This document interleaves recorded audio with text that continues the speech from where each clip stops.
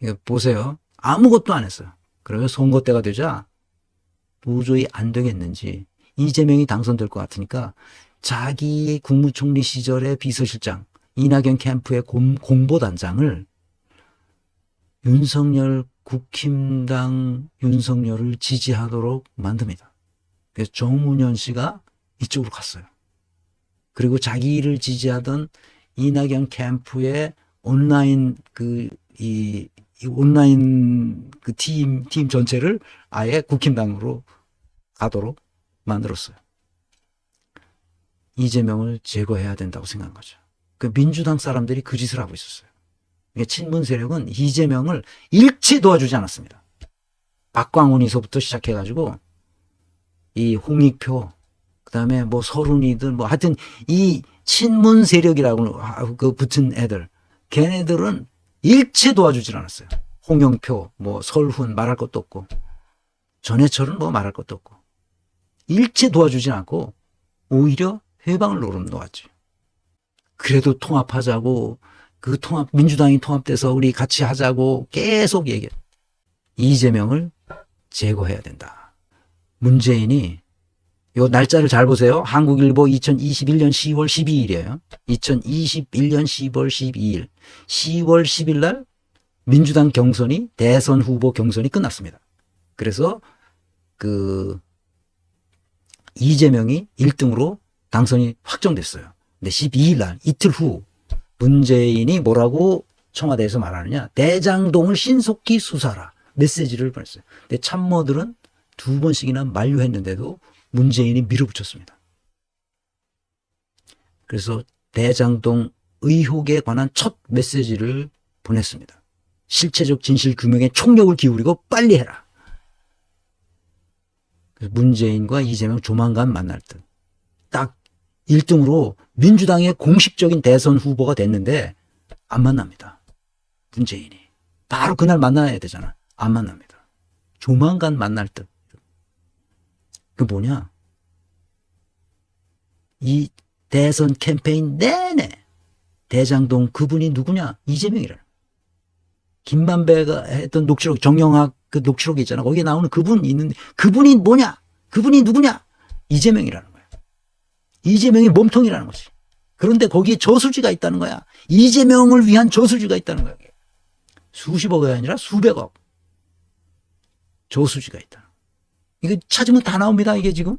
저수지. 대장동 저수지만 치면은 쫙 나와요. 그래서 이 한국일보 이 기사를 잠깐만 보겠습니다. 민주당 경선 이틀 만에 검경 철저한 수사. 문 대통령은 이날 청와대 참모들과 회의에서 검찰과 경찰이 적극 협력해 신속하고 철저한 수사로 실체적 진실을 조속히 규명하는데 총력을 기울여 달라고 지시했어요. 아시겠죠? 이것만 드셔도 미산용류, 속쓰림을 해결할 수 있습니다. 여기에 들어있는 성분을 보면 비타민 A, 5일이 지난 청와대는 대장동 의혹 사건을 엄중하게 생각하고 지켜보고 있다는 입장을 냈어요. 그리고 그때 이낙연 전 민주당 대표의 경선 불복 움직임으로 이재명 후보가 위축된 상황에서 문재인 대통령은 대장동 메시지는 문재인 대통령이 대장동을 신속하게 빨리 실체적 진실을 규명하라라고 그 지시를 내렸단 말이야. 이 후보를 견제하는 것으로 해석될 여지가 상당하다. 문재인이 이재명을 제거하려고 했다. 다른 사람 다 그렇게 읽었어요. 문재인의 열성 지지파들과 이 후보 사이엔 2017년 대선 경선 과정에서 쌓인 구원이 있다. 그때 이재명이 문재인을 여러 가지로 공격했어요. 공격했는데 그것이 뭐 사실인지 아닌지에 상관없이 공격을 당한 사람으로서 기분 나쁠 수는 있죠. 그래서 대선이 끝났잖아. 그런데 그때 그 사실들이 공격했던 사실들이 사실인 것이 많아. 사실이 아닌 거라고 주장하지만 사실이 아닌 거라고 주장할 만한 근거 자체가 부실해요. 그게 사실이지. 그러니까 이재명은 그 후에 다시는 그 말을 꺼내지 않습니다. 당청 사전 조율, 갈등은 없다는 메시지를 보내죠. 청와대는 문 대통령의 메시지가 현재 권력과 미래 권력의 갈등으로 비치는 것을 차단하기 위해 민주당과 조율한 것으로 보인다. 민주당은 다 친문 세력이었거든. 민주당과 조율할 것도 없어. 문재인이 말한 게 꼭 민주당이 말하는 거야. 이소영 민주당 대변인은 문 대통령 메시지가 나온 직후 전적으로 공감하고 완전히 동의한다는 당의 입장을 냈다. 문 대통령 메시지가 정치적 의도가 있다고 곡해되는 것을 피하기 위해 당청의 호흡을 맞춘 것이다. 곡해되긴 뭘 곡해돼. 이재명을 제거하려고 그렇게 한 거지. 다시 한번 보겠습니다. 3일 지났어요. 딱 같은 기자가, 한국일보 같은 기자가 그 다음날 다시 씁니다. 문 대통령은 왜 대장동 수사 지시가 남긴 궁금증. 첫 번째가 뭐예요? 이재명 후보를 교체하기 위해서. 물음표를 줘야죠. 이거야. 뭐 딴 거야. 이재명 후보를 교체해요. 누구로 교체해? 다른 사람으로. 이재명은 안 되겠다. 이재명은 안 되겠다는 거죠. 저수지를 가지고 있고 대장동 그분이 바로 이재명인데 이재명의 몸통, 그러니까 대장동의 몸통이 이재명이라는 걸 생각했다고 그래. 그 당시 있었던 청와대 사람들 얘기 들어보면 그 저수지가 바로 이재명 거였다고 생각했다고 그래. 이거는 뭐 증거는 없어. 나는 들은 말이니까. 그러면 이런 기사가 나올 수가 없어. 이재명을 제거하는 것이 문재인의 목표였어요. 대장동 수사를 빨리 하는 게 중요한 게 아니고 대선 후보가 결정되자마자 지시해서 빨리 하라는 거지. 왜냐면 이낙연이 이길 줄 알았거든. 이낙연이 당연히 이긴다고 생각했지. 근데 이낙연이 그냥 현격한 표차로 졌어. 그게 자기 뜻대로 안 된 거야. 조국은 이미 탈락됐고 이재명이 자기 후계자가 되는데 탈락된 거야. 그럼 어떻게 해? 이재명은 도저히 안 되겠고 그러니까 어떻게 해야 돼? 이재명을 제거하는 밖에 없지. 그래서 자기 쪽 사람을 대선 후보로 만들려고 하네. 그게 누구야? 문재인이야. 그래서 문제가 된 거예요. 그게 문재인이야. 문재인이 자기 후계자라고 생각한 거야. 내가 왜 오늘 이렇게 여러분들에게 분명한 어조로 말하느냐?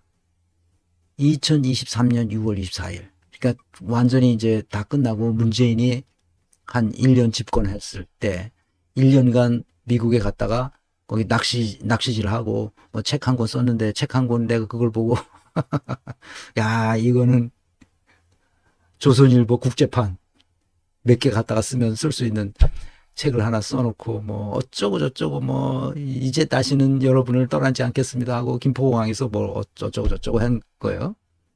이때부터 이재명의 민주당을 파괴하는 공작이 나옵니다. 이거는 뉴탐사의 허재현 기자가 강진구 기자하고 같이 방송한 것을 제가 들었습니다. 이거는 최근에 방송된 건데 제목이 검찰이 6월부터 서두르기 시작했어요. 작년 6월부터 갑자기 서두르기 시작해요. 이 진술까지는 검찰이 얻어내야 이재명을 엮을 수 있다고 판단해요. 이 진술이라는 건 뭐야? 이화영과 평화부지사였잖아요. 경기도 저 북쪽에 평화부지사를 했으니까 이화영을 통해서 이재명이 뭔가의 꼼수를 쳤다. 그러니까 돈을 먹었거나 뭔가 불법 행위를 했다는 진술을 받아내야만 이재명을 엮을 수 있다고 판단해서 그 진술을 받기 위해 여러 가지 이 사건에 대해서 사실상 세미나를 했어요.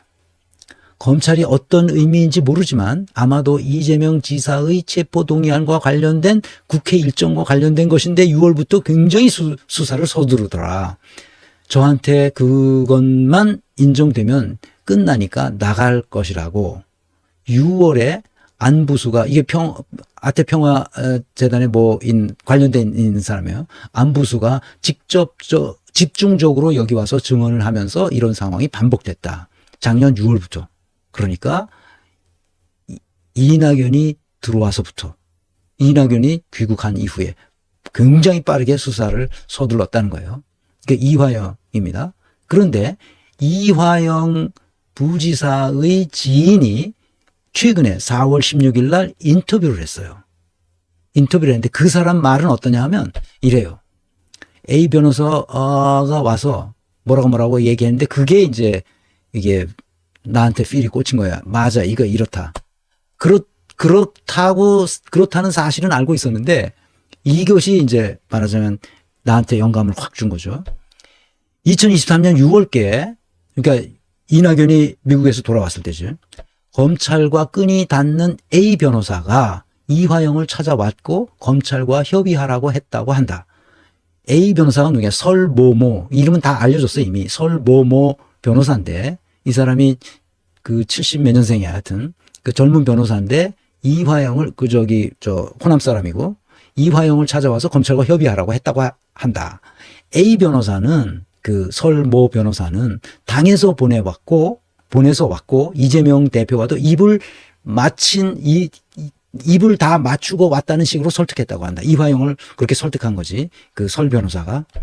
이재명은 어차피 끝났다고. 검찰이 원하는 진술을 해주고 보석으로 풀려난 다음에 재판 가서 싸우라고 했다고 한다. 왜 이재명을 위해 목숨을 걸고 검찰과 맞서려느냐. A 변호사, 그 설 변호사지. 설 변호사는 아예 종이에 진술할 내용까지 써와서 들이댔다고 한다.